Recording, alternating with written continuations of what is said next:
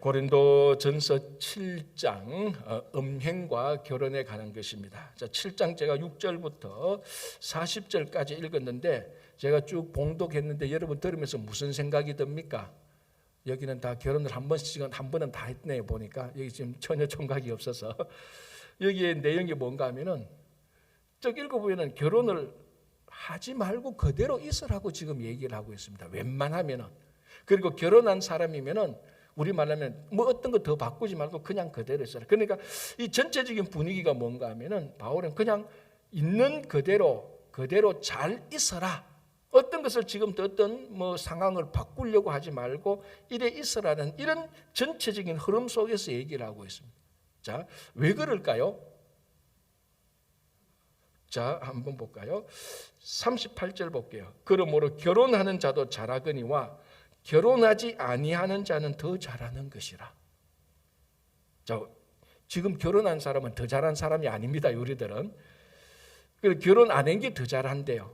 아니, 결혼은 하나님께서 만드신 가장 거룩한 제도 가운데 하나고, 결혼을 해야 자녀를 낳고 번성하고 생육하는 그게 하나님의 아담과 하와를 창조하시고 만든 첫 번째 계명인데, 하나님께서 아담과 하와를 창조하시고 주례하고 다 결혼시키신 분이 하나님인데, 바울을 통해서 결혼 안 하는 자가 더 잘하는 것이래.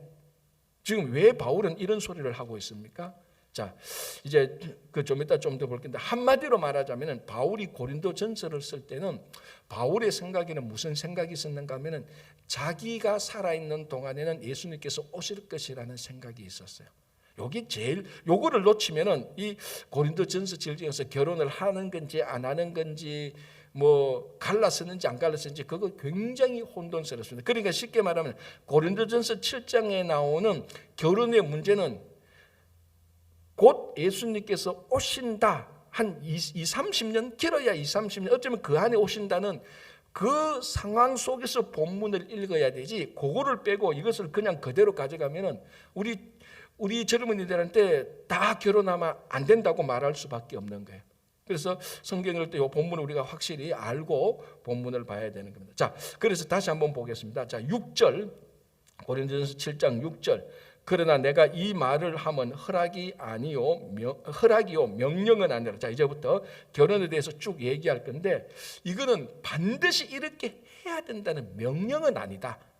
그러나 이렇게 하는 것이 좋지 않겠나. 바울도 지금 이 결혼에 대해서 비록 곧 예수님께서 오신다고 생각하지만은 그럼에도 불구하고 이건 반드시 해야 돼. 그게 아니고 그래도 이게 맞지 않겠나. 왜? 곧 예수님께서 오시니까. 이제 그런 좀 이게 어떤 강력한 명령이 아니고 좀 수그러뜨려서 권면하는 내용입니다. 자, 7절. 나는 모든 사람이 나와 같기를 원하노라. 자, 이게 뭘 의미하는 겁니까? 지금 음행을 얘기하면서, 앞에서 음행을 얘기하면서 그 음행의 해결책으로 이제 결혼 제도를 얘기하고 이제 결혼에 대해서 얘기하는데, 바울이 그러나 모든 사람이 나와 같기를 원한다. 지금 어떻게 되기를 원한다고요? 바울과 같이? 자, 바울이 결혼했느냐 안 했느냐는 여전히 논쟁입니다. 대부분은 그래도 더 전통적으로는 바울이 결혼을 안 했다라는 것이 굉장히 전통적인 거예요.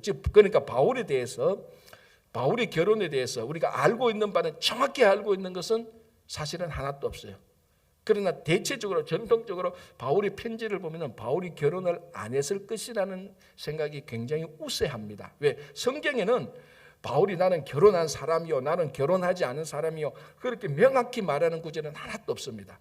그러나 전체적으로 볼 때 바울은 결혼을 안 했을 것이다라는 보는 게 이게 그래도 제일 큰 대세입니다. 그러나 성경을 더 정확히 보고 그 당시 상황을 보면은 아니야, 바울은 결혼했어.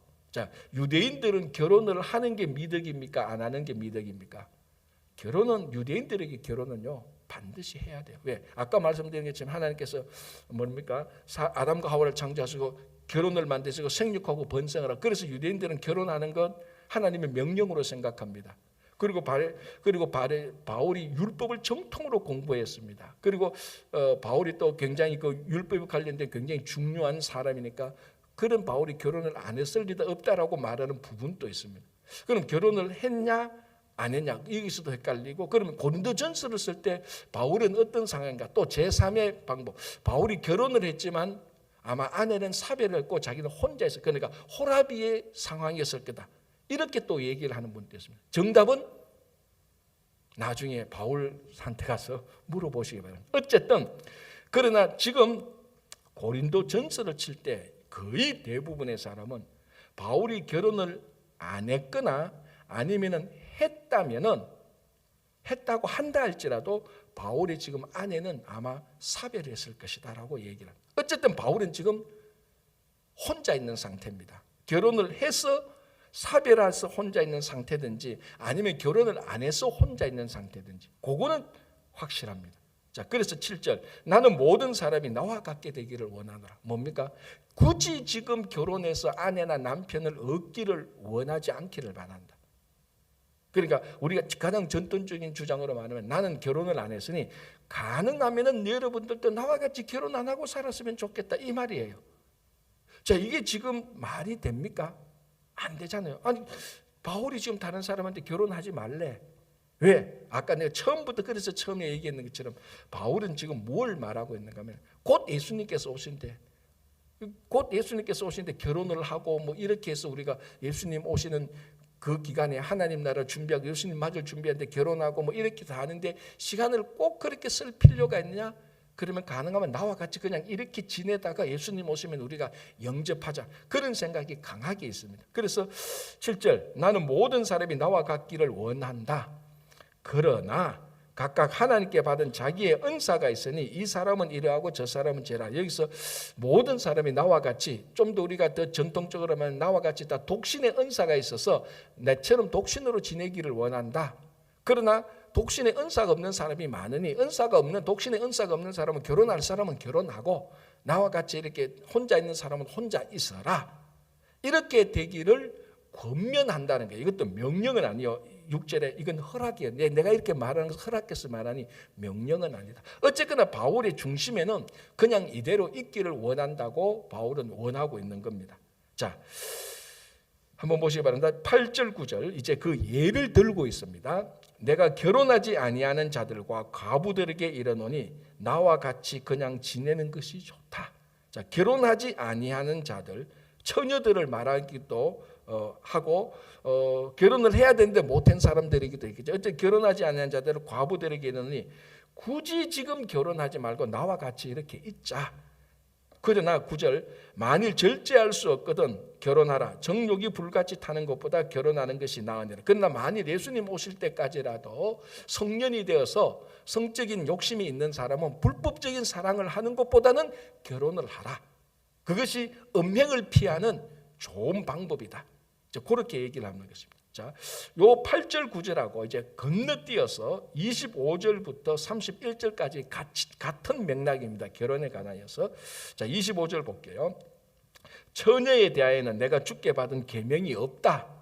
바울이 처녀에 대해서는 이렇게 저렇게 라는 계명을 받지 못했다. 그러나 주의 자비하심을 받아서 충성스러운 자가 된 내가 의견을 말한다. 아까 6절에 했는가하고 같은 맥락이죠. 이렇게 내가 이 말은 허락받아서 하는 것인데 명령은 아니다. 왜 명령은 아닙니까?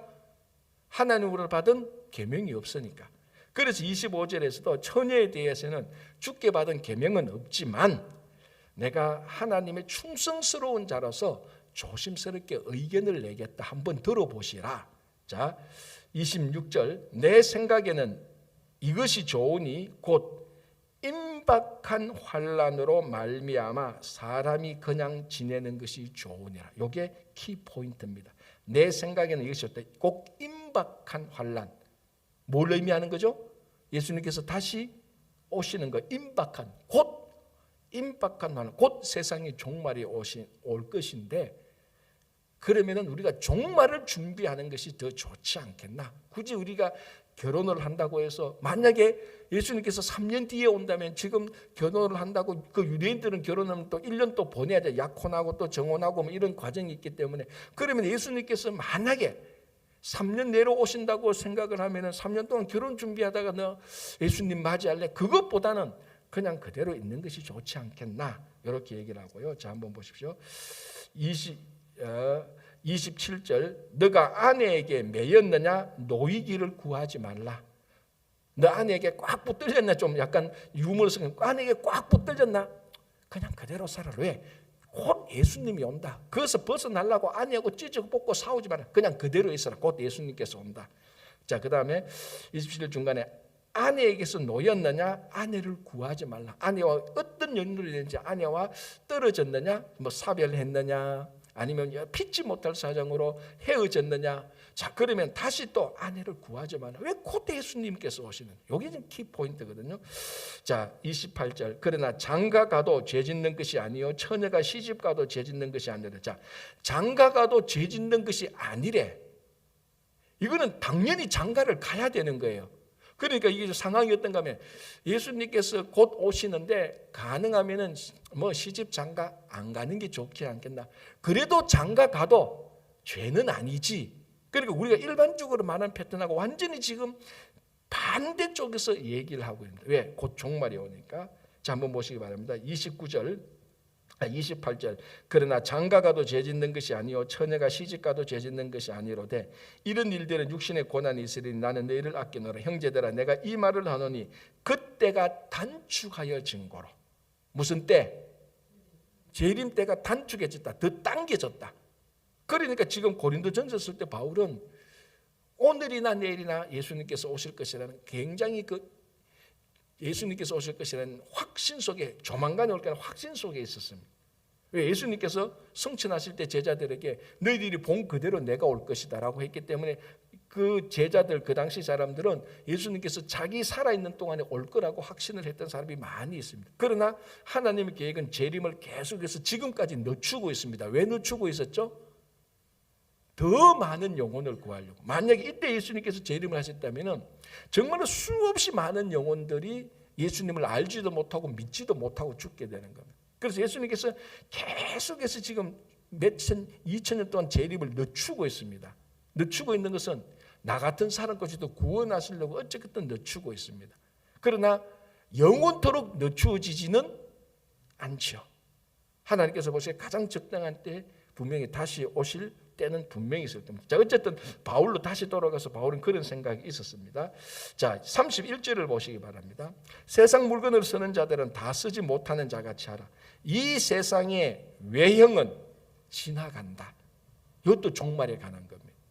그러니까 왜 처녀는 그대로 있고 굳이 아내에게 매였으면 놓이지 말고 매인 그대로 있고 만약 아내와 갈라졌다면 굳이 또 아내를 구하려고 하지 말라. 이제 그 이유를 알게 되겠죠. 그런데 이 이유를 일반적으로 생각해서 다른 사람들에게도 야, 너 자 고린도전서 7장을 봐. 바울이 뭐라고 말해서 처녀는 그대로 있으래. 결혼하지 않은 사람 그대로 있으래. 이 성경이 그렇게 말하는데 이런 식으로 말할 수 있습니까? 없습니까? 없어요. 이게 특별한 경우에 말하는 거예요. 그래서 제가 수백 번 더 말하기를 성경을 그 당시 성경의 제자들이 했던 원래 의도와 배경을 싹 무시하고 그것 지금 우리에게 받아들이면 우리에게 전혀 안 맞는 내용들이 많다는 겁니다. 그래서 제가 늘 얘기하지만 성경을 읽을 때에 사도 바울이 있었을 때 바울이 이런 차원에서 이런 말을 했구나라는 것을 알아야 원래 본 뜻을 아는 겁니다. 자, 지금 곧 종말적인 임박한 종말, 곧 예수님께서 오신다라는 생각 속에서 이걸 읽으니까 바울이 왜 처녀는 그대로 있고 장가 가는 것도 죄 짓는 것도 아니고 장가 안 가는 것도 죄 짓는 것도 아니고 왜 이런 말을 했을까? 그거는 바로 예수님께서 곧 오시겠다는 생각이 있기 때문에 그래서 이런 말을 하게 되는 건데, 자, 그러면 사도 바울이 이런 말을 하게 된 가장 중요한 배경은 뭡니까? 우리가 이 땅에서 결혼을 하고 이렇게 사는 것도 중요하지만 더 중요한 것은 예수님이 오실 것을 준비하는, 그것이 우리가 이 땅에서 살아가는 삶의 아주 중요한 목적이라는 것을 우리들에게 말하고 있는 것입니다. 왜? 만약에 우리들이 사도 바울이 생각하기를 영원이 없다고 믿지 않는다면 이런 말을 할 수 있습니까? 못하죠. 영원히 믿지 않는데 어떻게 이런 말을 합니까? 그러니 우리가 이 땅에서 삶이 끝나고 더 좋은 영원한 영생이 있다는 것을 확신했기 때문에 우리가 그 영혼을 더 잘 준비하기 위해서 이제 곧 영혼이 우리들에게 닥칠 것인데 지금 여기서 우리가 이 땅에서 영원히 살 것처럼 이렇게 하는 것이 아니고 영원히 오면 그것을 맞이하는 그런 강력한 하나님 나라에 대한 소망이 있기 때문에 바울은 이렇게 얘기를 하는 거예요. 그래서 중요한 것은 바울이 그 마음을 우리가 볼 줄 알아야 되는 겁니다. 뭐 결혼을 하니 안 하니 뭐 그것보다 더 중요한 것은 정말로 사도 바울은 영원한 생명을 확실하게 1%도 없이 100% 믿었구나. 우리도 그런 마음을 가지고 살아가다 보면은 이 세상의 삶의 기준과 이 세상의 가치가 완전히 다르게 보일 겁니다. 자, 여러분, 그래서 사도 바울이 나는 날마다 죽노라고 말을 했습니다. 자, 여러분들이 내일 우리가 다 죽는다고 생각하고 오늘을 보는 사람하고 내가 앞으로 한 50년은 살지 않겠나? 그런 마음을 가지고 오늘을 보는 거하고는 완전히 다를 겁니다. 진짜 내일 우리가 다 죽는다고 생각하면 오늘 내 평생의 원수들 찾아가서 화해 다 할 거예요. 야, 그때 내가 그런 말을 했는데 미안하다. 나도 좀 잘못했지만 야, 너도 잘못했지 않냐? 그래, 우리 서로 화해하자. 내가 먼저 잘못 고백할게. 내일 이제 종말이 오면은 그렇게 오늘 화해를 시도하는 사람들이 굉장히 많을 겁니다. 야, 내가 그때 그거 잘못했고, 그때 좀 많이 베풀 걸. 그때 그 사람들 좀 내가 세워줄 걸. 왜? 내일 종말이 오는데. 그런데 50년, 60년 살 거라고 생각하면 저 원수 좀 더 지켜보자. 한 5년 더 지켜보고 그때 어떻게 하는지 이미 태도가 달라질 거예요. 그러니까 우리가 살아가는 데 있어서 바울의 마음을 이해하려면은, 사도 바울의 마음을 이해하려면은 곧 예수님께서 오늘 저녁에라도 오신다는 그 마음의 확신을 가지고 있으면 이 고린도전서 7장의 뭐 결혼 문제 이런 문제가 아무런 갈등 없이 그대로 다 이해가 돼요. 왜 장가 가는 것도 좋고 안 가는 것도 좋고, 장가 안 가는 것도 죄도 아니고 장가 가는 것도 죄도 아니고, 그런 말을 했던 것들이 다 나타난다. 자, 그런 차원에서 보면 이제 굉장히 성경 본문이 잘 보이는 겁니다. 그래서 제가 8절 9절을 읽고 바로 25절에서 31절을 봤던 거예요. 자, 다시 10절로 돌아오겠습니다. 7장 10절. 결혼한 자들에게는 내가 명하노니 명하는 자는 내가 아니요 주시라. 여자는 남편에게서 갈라서지 말고 만일 갈라섰으면 그대로 지내든지 만일 그 남편과 화합하든지 하라. 남편도 아내를 버리지 마라. 자, 10절 11절 결혼한 자들에게 말합니다. 여자는 남편에서 갈라서지 말라. 그러니까 화합을 말하는 거죠. 또 이렇게 굳이 뭐 지금 뭐 갈라서나 안 쓰나 그럴 이유가 뭐 있냐. 곧 예수님께서 오신데 그것도 맞고요. 또 하나는 계속해서 사도 바울은 결혼에 관하여서 중요한 원칙이 있습니다. 그 원칙이 어디에 나오는가 하면 15절 보시기 바랍니다. 10장 15절 마지막 부분에 그러나 하나님은 화평 중에서 너희를 부르셨느니라.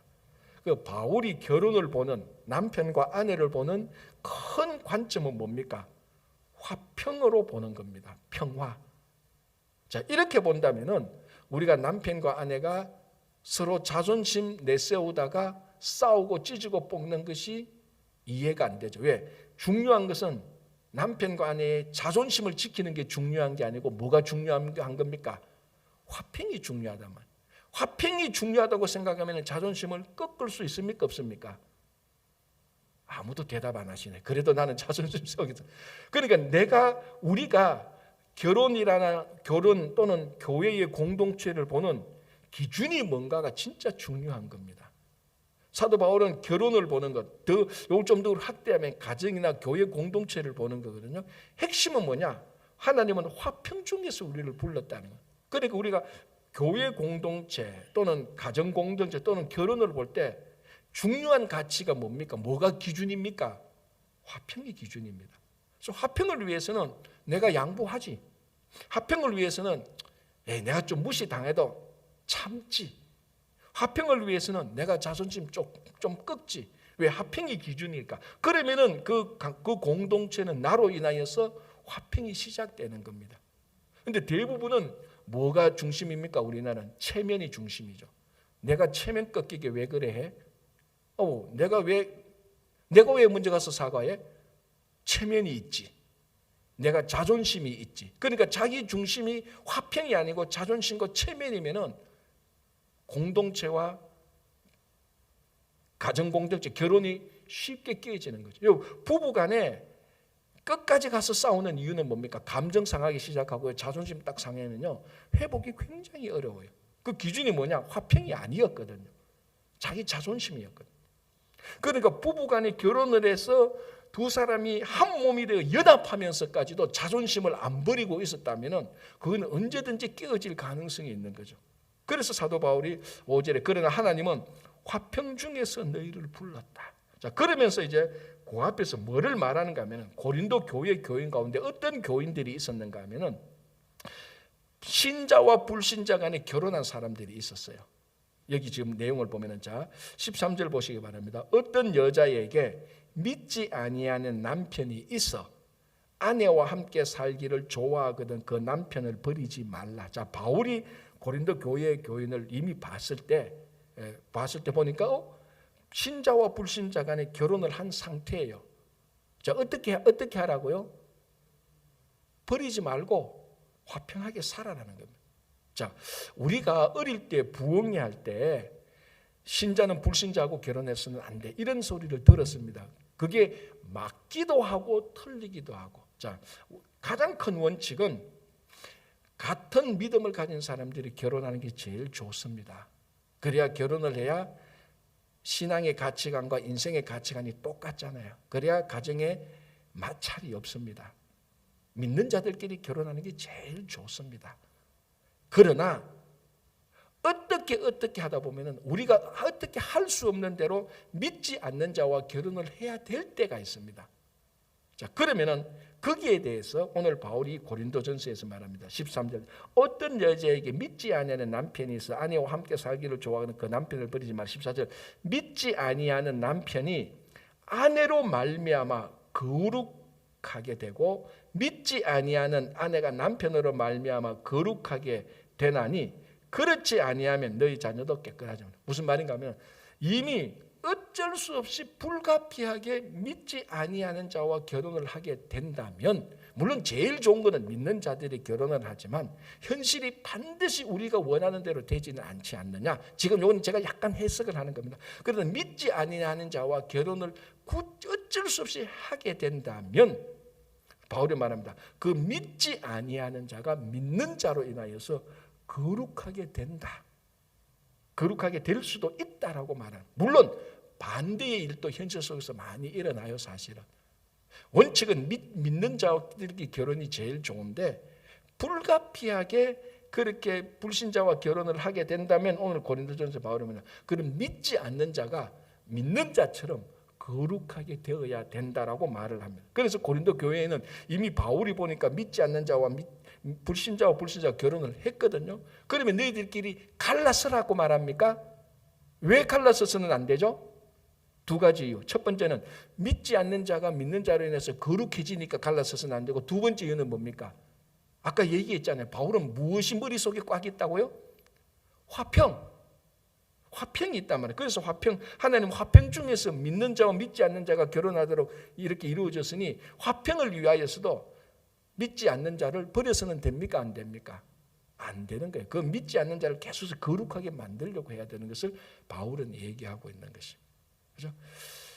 그래서 자 15절 보시기 바랍니다. 그러나 15절 혹 믿지 아니하는 자가 갈리거든. 그럼 불신자가 여러 가지 이유로, 신앙의 이유로 막 예를 들어서 막 불신자가 너 예수 믿으면 내가 죽일 거야 이렇게 막 말하고, 교회 가면은 진짜 우리 옛날에 극단적인처럼 막 집을 불태운다든지 막 진짜로 미친 사람들 팬다든지 하여튼 이렇게 막 하거든. 그래서 믿지 않은 자가, 그러니까 그 남편 믿지 않는 자가 극단적인 상황에서 갈리거든. 그러면은 풀어라는 겁니다. 믿지 않는 자가 그렇게 말하거든. 그러나 믿는 자가 갈리게는 하지 말라.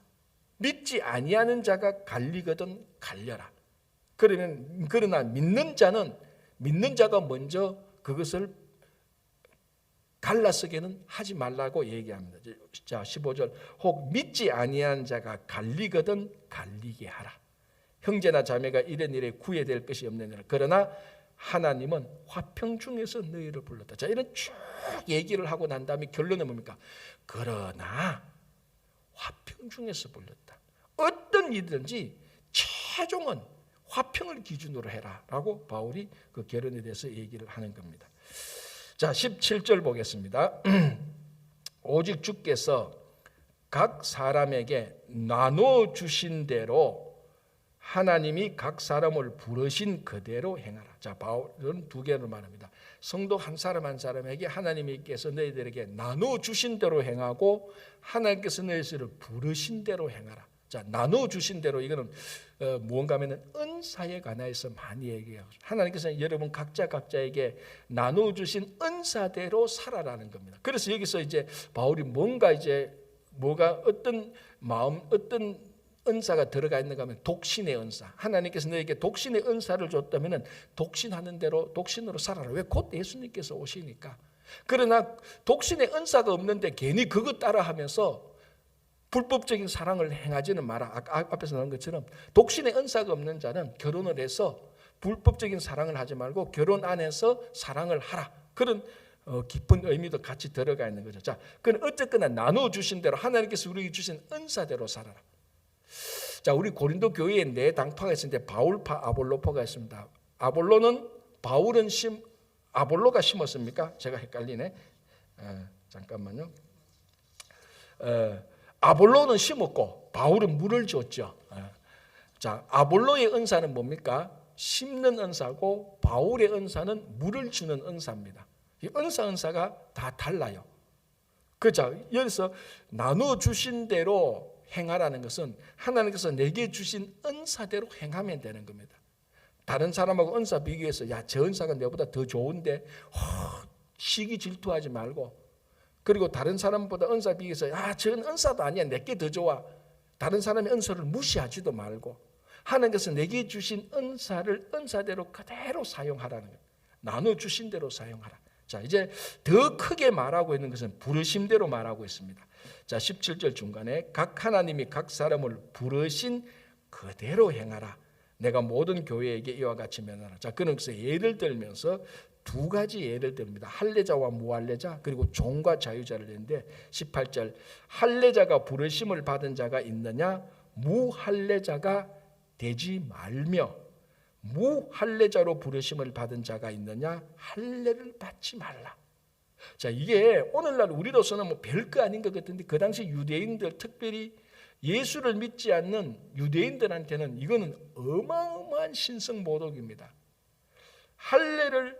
무할례자가 있느냐, 할례를 받지 말라. 그리고 할례자로 부르심을 받은 자가 있느냐, 무할례자가 되지 말라. 그러니까 자, 이제 그러면서 말하면서 18절, 19절 할례 받는 것도 아무것도 아니요, 할례 받지 않는 것도 아무것도 아니라. 사도 바울은 지금 뭘 철폐하는 겁니까? 할례를 철폐해버려요. 네가 할례 받은 자로 태어났거든. 이게 유대인과 이방인이죠. 할례 받은 자는 누구? 유대인. 할례 받지 않는 자는 이방인. 너가 이방인으로 태어나서 이방인 그대로 있고 유대인으로 태어나서 유대인 그대로 있고 할례 받은 자가 있으면 할례 받은 자로 있고 무할례자가 되지 말고 무할례자는 할례 받지 말라. 자, 그러면서 19절 할례 받는 것도 아무것도 아니요, 할례 받지 않는 것도 아무것도 아니다.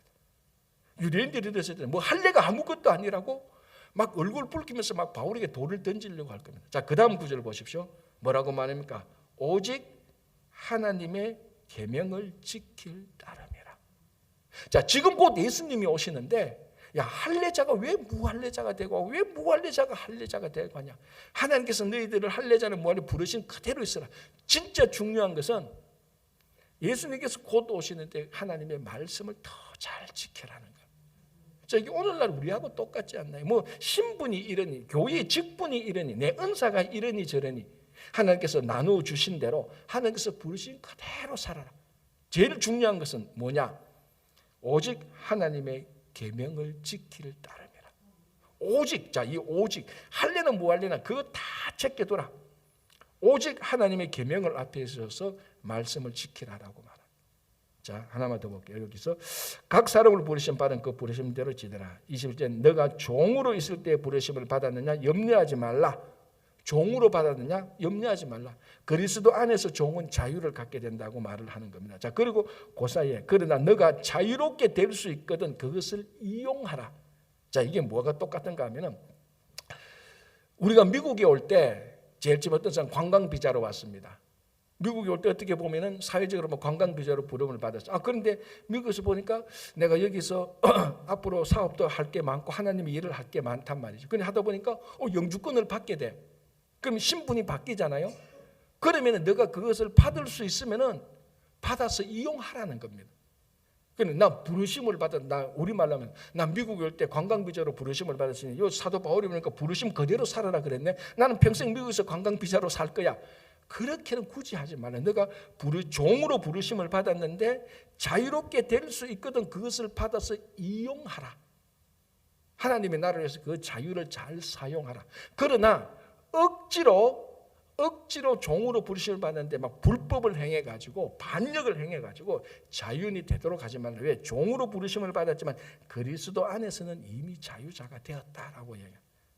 자, 그리고 반대로 말하죠. 22절 주 안에서 부르심을 받은 자는 종이라도 주께 속한 자유인이요 또 그와 같이 자유인으로 있을 때에 부르심을 받은 자는 그리스도의 종이다. 나는 자유인으로 부르심을 받으니까 부르심 그대로 살아야 했으니까 나는 영원히 자유롭다. 내 마음대로 하겠다. 그게 아니고 너가 자유인으로 부르심을 받았지만 그리스도 안에서는 종이다. 그리스도 안에서는 충성과 수고와 순종을 해야 되는 사람이다. 그대로 부르심대로 살아라라고 얘기를 하면서 그 핵심이 뭡니까? 23절에 너희는 값으로 사신 것이니 사람들의 종이 되지 말라. 아까 앞에서 했던 거하고 똑같죠. 6장 20절 값으로 산 것이 되었으니 그런즉 너희 몸으로 하나님께 영광을 돌리라. 자, 값으로 사신 적 다시 7장 23절 값으로 사신 것이니 사람들의 종이 되지 말라. 왜? 사람들의 종에서 어둠과 암흑의 종에서 예수 그리스도 보혈의 피로서 사서 자유롭게 했는데 다시 사람의 종이 되고 다시 어둠의 종이 되냐. 자유롭게 해줬는데 다시 그 안으로 들어가지 말라는 겁니다. 그리고 우리가 예수 그리스도 인하여서 우리가 예수 그리스도 우리가 복음을 믿고 그리스도의 보혈 피로 어둠과 사람으로부터 자유롭게 율법으로부터 자유롭게 됐습니다. 그런데 이게 다시 그 안으로 돌아가. 그러니까 출애굽을 시켜놨는데 이스라엘 백성들이 광야에서 막 원망과 불평하면서 우리 다시 애굽으로 돌아가자라고 했던 거하고 똑같은 표현. 그렇게 하지 말라. 우리는 그리스도 안에서 하나님께서 종으로 불렀다고 하더라도 그리스도 안에서는 자유인이다. 그 자유를 누리지 다시 종으로 들어가지 말라라고 얘기를 하는 것입니다. 그래서 오늘 우리 요까지 보고 다시 한번 사도 바울이 가지고 있었던 그 언제나 예수님께서 오시더라도 준비될 수 있는, 오늘 예수님께서 오셔도 다 준비될 수 있는 그런 계명을 지키는 우리 모두가 되기를 간절히 바랍니다. 기도하겠습니다. 하나님 아버지 감사합니다. 오늘 하루를 시작합니다. 주님께서 혹 오늘 오실는지 내일 일는지 언제 오실는지는 모르겠지만 늘 우리의 삶 속에는 주님이 오늘 오시고 내일 오신다는 그 마음 속에서 주님께서 오시면 지금 내가 무엇을 할까라는 그런 신앙 속에서 살아갈 수 있도록 도와주시옵소서. 아버지 하나님, 우리 여러 가지 기도 제목들이 있습니다. 가정과 교회와 일터와 이창근 집사의 연약한 자들을 위한 기도와 여러 기도 제목들이 있사오니 주님께서 들어서 응답해 주시고 기도하면서 결코 낙담하지 않고 우리가 구할 때마다 주님께서 다 주실 것이란 확신 속에서 살아갈 수 있도록 도와주시고 오늘 하루의 모든 삶을 주님의 손에 의탁하오니 인도하여 주시옵소서. 예수님 이름으로 기도합니다. 아멘.